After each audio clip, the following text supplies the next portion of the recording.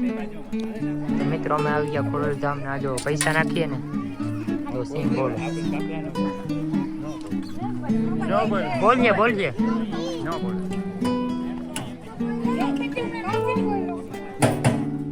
બોલને હવે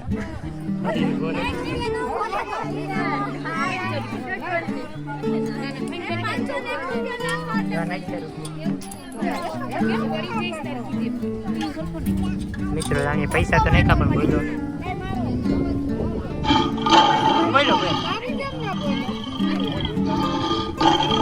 બોલો બોલો તો મિત્રો આમાં પૈસા નાખીએ ને તો સિંહ બોલો